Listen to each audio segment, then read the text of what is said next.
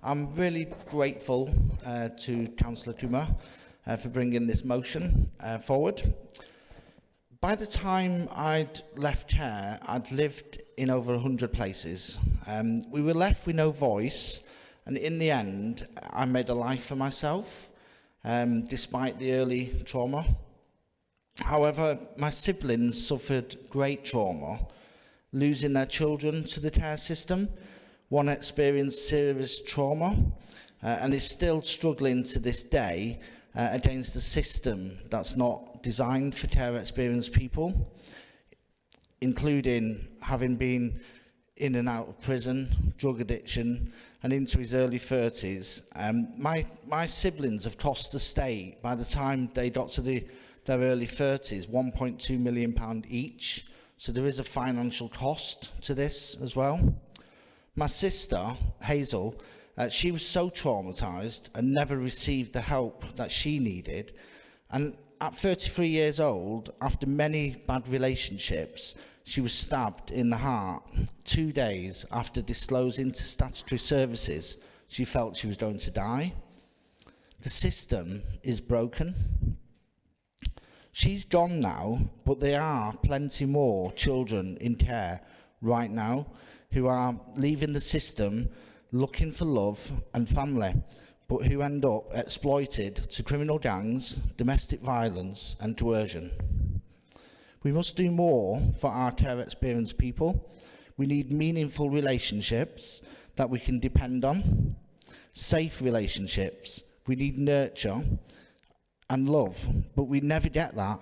We will never get that until everyone in this system works together. That includes you as a council, the Scottish Government, the UK Government, businesses, the third sector, and the wider community.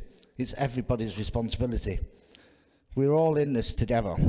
There are children, these are children of the state. We never asked to be taken into care. We are the only group that have the state as their parent. This is about equality of opportunity. It's not about feeling sorry for us or increasing the stigma in any way. We know time and time again how care experienced people are re-traumatizing themselves every time they fight for change and tell their stories. Many care experienced people suffer in silence, as policymakers are often unaware how the rules they create affect us. Some decisions, rules, and the way things are done sometimes have the opposite effect of helping us to access services. This increases inequality. Treating care experience as a protected characteristic will mean you check every time the impact of your policies and the accessibility of your services so that you can redesign them where you need to. You can do this through equality impact assessments. When you're checking, your people are becoming more aware, and when your people become more aware, they are listening, and when you are listening, those that we are listening to have voice. So I believe this motion gives voice for care experienced people, and I would so love if this got cross-party support. Thank you.